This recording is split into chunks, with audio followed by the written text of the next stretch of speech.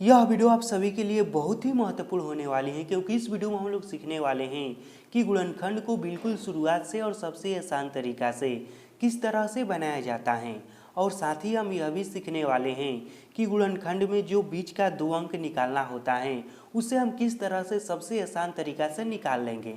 देखिए, क्या होता है कि गुणनखंड तो अधिकांश लोग बना लेते हैं, लेकिन क्या होता है कि जब गुणनखंड में अंक बड़ा होता है और हमें बीच का जो 2 अंक निकालना होता है और जब अंक बड़ा होता है तो वहाँ पर दिक्कत होने लगता है। तो हम यह भी सीखने वाले हैं कि किस तरह से सबसे आसान तरीका से हमें मालूम चल जाएगा कि बीच का 2 अंक कौन सा होगा। तो चलिए अब हम एक एक करके इन दोनों गुणनखंड को बनाते हैं और सीखते हैं कि गुणनखंड को किस तरह से बनाया जाता है। देखिए, गुणनखंड बनाने का मुख्य रूप से 3 या 4 नियम होता है। पहला नियम यह होता है कि जो शुरू वाला अंक होता है उसमें और जो लास्ट वाला अंक होता है उसमें गुणा कराया जाता है। कहने का मतलब कि जो एक्स स्क्वायर के साथ अंक होता है उसमें और जो लास्ट वाला अंक होता है उसमें गुणा कराया जाता है। तो यहाँ पर देखिए, एक्स स्क्वायर के साथ कौन सा अंक है, तो आप कहेंगे कि यहाँ पर कोई भी अंक नहीं है। तो कोई भी अंक नहीं है तो हम मान लेते हैं कि इसके साथ एक अंक है। यहाँ पर ज़रा रफ में समझिएगा। देखिए, यह आप भी जानते हैं कि किसी भी संख्या में जब हम 1 से गुणा कराते हैं तो उसका मान नहीं बदलता है। जैसे कि मान लीजिए हम 1 में 2 से गुणा कराए तो 2 ही होगा, उसी तरह से हम 5 गुणे 1 कराएंगे तो इसका मान 5 ही होगा। तो हम कह सकते हैं कि x के आगे 1 छुपा है। तो गुणनखंड बनाने का पहला नियम क्या है कि एक्स स्क्वायर के साथ जो अंक रहता है उसमें और जो लास्ट वाला अंक रहता है उसमें गुणा कराया जाता है। तो देखिए, एक्स स्क्वायर के साथ अंक कौन सा है, यह है 1, और गुणा लास्ट में कौन सा अंक है, 10 है। तो इसमें हम गुणा कराएंगे तो यह आएगा 10। अब क्या करना है, तो देखिए अब करना यह होता है कि यह जो 10 आया है ना, इसको हमें इस तरह से 2 भाग में तोड़ना होता है कि जोड़ने या घटाने पर 7 आ जाए और वापस उसको गुणा करने पर 10 आ जाए। ठीक है, एक बार इसको फिर से ज़रा समझ लीजिए। इस 10 को हमें इस तरह से 2 भाग में तोड़ना है कि जोड़ने या घटाने पर, कुछ भी करने पर यह बीच वाला अंक 7 है ना, तो 7 आ जाए और फिर से उसको वापस गुणा करने पर 10 आ जाए। तो देखिए, इसको 2 भाग में तोड़ने का सबसे आसान तरीका यह होता है, यह जो 10 है ना, यह जो अंक है इसका हम लघुत्तम निकाल देते हैं। तो यह 2 से जाएगा कितने बार में, 5 बार में जाएगा, और यह 5 जाएगा एक बार में, अब यह नहीं कटेगा। तो 2 अंक हमें जो चाहिए था वो 2 अंक जानते हैं कौन कौन सा है, एक है 2 और एक है 5। यह देखिए बहुत छोटा सा अंक है, तो यह जो 2 अंक हमें चाहिए था यह बहुत ही आसानी से मिल गया कि एक होगा 2 और एक होगा 5। अब जरा हम जांच करके भी देख लेते हैं कि क्या यह आ रहा है या नहीं। तो देखिए, जब हम 2 + 5 करते हैं तो 7 हो जा रहा है, जो कि हमें 7 लाना भी है। मैंने कहा ना आपसे, जोड़ने या घटाने पर, कुछ भी करने पर आ जाना चाहिए। 7 आ जा रहा है। गुणा करके भी देख लेते हैं कि 10 आता है या नहीं। तो 2 और 5 में गुणा करेंगे तो यह 10 आ जाएगा, यह भी ठीक है। तो हमें जो 2 अंक चाहिए था वो 2 अंक क्या है, एक है 2 और एक है 5। तो हम क्या करेंगे, इसको इस तरह से लिखेंगे, बराबर पहला अंक ज्यों का त्यों हम लिखेंगे, उसके बाद प्लस लिखेंगे। अब यहाँ पर हम 7x नहीं लिखेंगे, इसके बदले में हम लिखेंगे, एक बार 2x लिखेंगे और एक बार 5x लिखेंगे। तो एक बार हम लिख देते हैं 2x + 5x, और यह प्लस का प्लस और लास्ट वाला अंक ज्यों का त्यों। इस लाइन में कोई दिक्कत नहीं हुआ ना। और देखिए, इसको जब हम सॉल्व करेंगे ना इन दोनों को, तो फिर से वापस इतना ही आ जाएगा। देखिए कैसे, 2 और 5 जोड़ेंगे तो 7 हो जाएगा और x इसमें जुड़ जाएगा। अब क्या करना है, देखिए इसको तो हमने 4 भाग में तोड़ दिया है। 3 भाग था, इसको हमने 4 भाग में तोड़ दिया है। अब करना क्या है, दो गो का इसका जोड़ा लगाना है। इस तरह से दो गो का हमने जोड़ा लगा दिया है और इसमें जो जो कॉमन दिखाई देगा उसको निकाल देना है। तो देखिए, इसमें और इसमें क्या कॉमन दिखाई दे रहा है, तो यहाँ पर भी x है और यहाँ पर भी x है। यहाँ पर देखिए x के पावर 2 है ना, तो इसका मतलब यह हुआ कि यहाँ पर 2 गो x हैं। x के पावर 2 का मतलब होता है, यहाँ पर समझिएगा, x के पावर 2 का मतलब है x गुणा x, यानी कि इसमें 2 गो x हैं। तो इसमें 2 गो x हैं और इसमें एगो x है, तो एगो x को हमने बाहर निकाल दिया है। तब यहाँ पर बचा है एगो x, फिर प्लस, और यहाँ पर केवल बचा है 2। अब यह प्लस ज्यों का त्यों, उसके बाद हम इसमें देखते हैं कि क्या कॉमन है। तो और इसमें जानते हैं क्या कॉमन है, इसमें 5 कॉमन है। अब आप लोग कहेंगे कि कैसे 5 कॉमन है, ज़रा हमें बताइए, हमें नहीं समझ में आ रहा है। तो ज़रा यहाँ पर रफ में ध्यान से समझिएगा। इस 10 को 2 भाग में आप तोड़िए इस तरह से लघुत्तम निकालकर या इसके गुणनखंड के रूप में। तो क्या हम 10 को इस तरह से लिख सकते हैं 2 गुणे 5, 2 भाग में तोड़ना होगा तो हम 10 को लिख सकते हैं क्या 2 गुणे 5। तो यहाँ पर 10 में देखिए 5 छुपा हुआ है ना, तो इसलिए इसमें 5 कॉमन है, तो हम यहाँ पर लिखेंगे 5। अब देखिए यहाँ से हमने 5 को निकाल दिया है, तो यहाँ पर बचा है केवल x, फिर बीच में प्लस है तो प्लस। उसके बाद देखिए 10 में से 5 निकल गया है, 10 जो है 2 गुणे 5 मिलकर बना है, और इसमें से 5 निकल गया है, तब क्या बचा है, केवल बचा है 2, तो यहाँ पर हो जाएगा 2। या फिर आप इसको इस तरह से भी समझ सकते हैं, देखिए 5 के पहाड़ा में 10 कितने बार में आता है, 2 बार में आता है, तो इसलिए यहाँ पर हो जाएगा 2। अब देखिए क्या करना है, मैंने आपको शुरू में ही बताया था कि गुणनखंड जो है यह 3 या 4 लाइन में बनता है, और इसको बनाने का 3 या 4 नियम भी होता है। तो देखिए पहला नियम यह था कि इसको 2 भाग में तोड़ना था, जो कि हमने तोड़ दिया। दूसरा नियम यह है कि इसमें हमें कॉमन निकालना है, तो हमने कॉमन भी निकाल लिया है। और तीसरा नियम यह है कि जो यहाँ पर 2 अंक कोष्ठ के बाहर हैं, इसको भी कोष्ठ के अंदर कर देना है। तो हम पहले इसको भी कोष्ठ के अंदर कर देते हैं, तो हम लिख देते हैं x प्लस 5।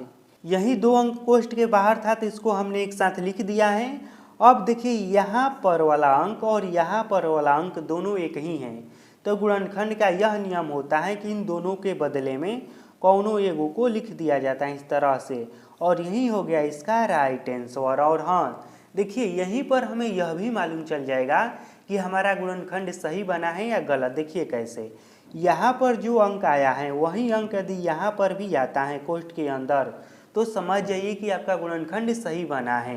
यदि यहाँ वाला अंक और यहाँ वाला अंक दोनों अलग अलग आता है, तो आप जान जाइए कि गुणनखंड गलत बना है। इस तरह से गुणनखंड को सबसे आसान तरीका से बनाया जाता है। जिन लोगों को यह गुणनखंड अभी तक समझ में नहीं आया है, या जिन लोगों को गुणनखंड बनाना अभी तक समझ में नहीं आया है, वो दूसरा गुणनखंड को समझिए, इस वाले गुणनखंड को, और इस वाले गुणनखंड को समझ लेंगे तो फिर आपको गुणनखंड बनाने में कहीं पर भी और कभी भी कोई दिक्कत नहीं होगा। तो अब हम दूसरा गुणनखंड को समझते हैं। तो देखिए गुणनखंड बनाने के नियम में मैंने आपको सबसे पहले बताया था कि सबसे पहले क्या करना है, जो एक्स स्क्वायर के साथ अंक रहेगा उसमें, और जो लास्ट वाला अंक रहेगा उसमें हम गुणा कराएंगे। तो इसके साथ अंक क्या है, 1 है, तो 1 में हम गुणा कराएंगे, लास्ट वाला है 120, तो इसमें कराएंगे तो यह आएगा 120। अब हमें क्या करना है कि इस 120 को इस तरह से हमें 2 भाग में तोड़ना है कि जोड़ने या घटाने पर 22 आ जाए और गुणा करने पर 120 आ जाए। और हाँ यहाँ पर देखिए चिन्ह माइनस प्लस का है, तो चिन्ह का भी ध्यान रखना है कि जोड़ने या घटाने पर हमें -22 लाना है, और गुणा करने पर वापस इसको क्या लाना है, 120 लाना है। ठीक, चिन्ह का भी ध्यान रखना है। और इसे 2 भाग में तोड़ने का सबसे आसान तरीका क्या है, किसका लघुत्तम निकाल दिया जाता है, तो हम 120 का लघुत्तम निकालेंगे। तो यह देखिए कैसे कटेगा, तो यह 2 से कटेगा 60 बार में, फिर यह 2 से कटेगा 30 बार में, फिर यह 2 से कटेगा 15 बार में, और यह जो है 3 से कटेगा 5 बार में। अब यह नहीं कटेगा। तो देखिए हमें यहाँ पर देखिए बहुत सारा अंक मिल गया है, 1 2 3 4 5 अंक मिल गया है, लेकिन हमें कितना अंक चाहिए, हमें केवल 2 अंक चाहिए। शुरू वाला गुणनखंड आसान था, उसमें केवल 2 ही अंक आया था, वो बहुत ही आसानी से मिल गया था। लेकिन यहाँ पर हमें 5 अंक मिला है, और 5 अंक में से हमें केवल 2 अंक ही चाहिए।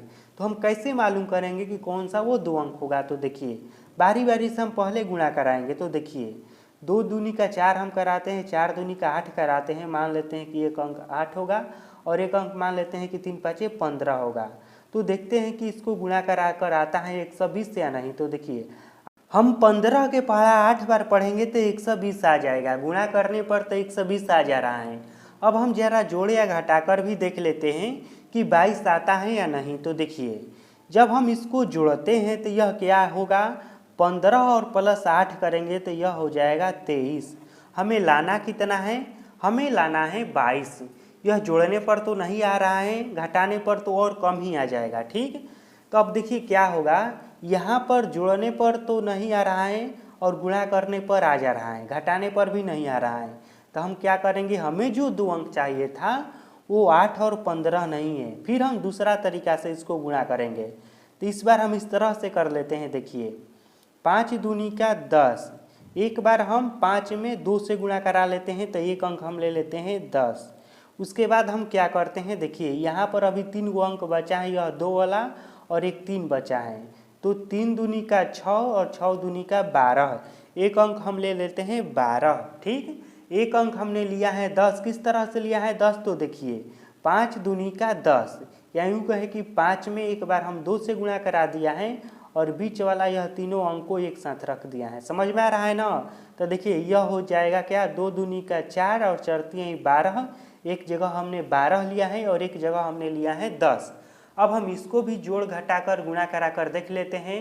तो देखिए 12 में जब हम 10 से गुणा कराएंगे तो यह आ जाएगा 120, और जब हम 12 में 10 जोड़ेंगे तो यह आ जाएगा 22।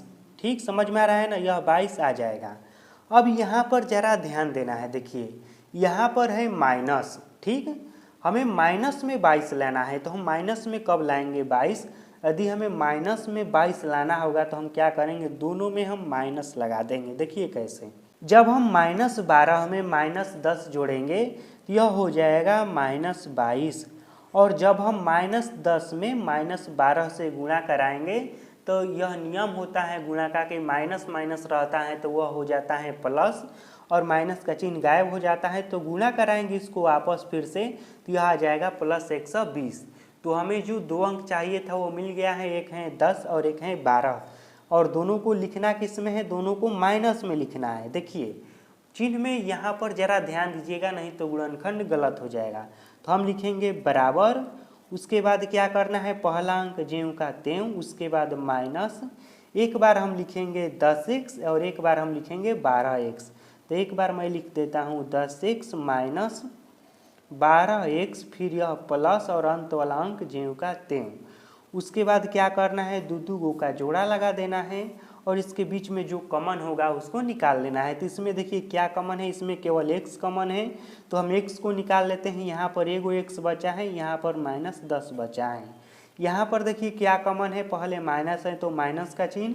उसके बाद देखिए यहाँ पर जो जानते हैं क्या कॉमन है, यहाँ पर 12 कॉमन है, क्योंकि देखिए 12 के पहाड़ा में 120 आता है, इसलिए यहाँ पर 12 कॉमन हो जाएगा। तो यहाँ पर बचेगा x, और हाँ यहाँ पर जरा ध्यान दीजिएगा। देखिए कोष्ठ के पहले यदि माइनस का चिन्ह रहता है तो कोष्ठ के अंदर वाला चिन्ह बदल जाता है। तो यहाँ पर प्लस है ना, तो यह बदल कर हो जाएगा माइनस, और 12 के पहाड़ा में कितने बार में 120 आता है, तो 10 बार में आता है, तो इसलिए हो जाएगा यहाँ पर 10।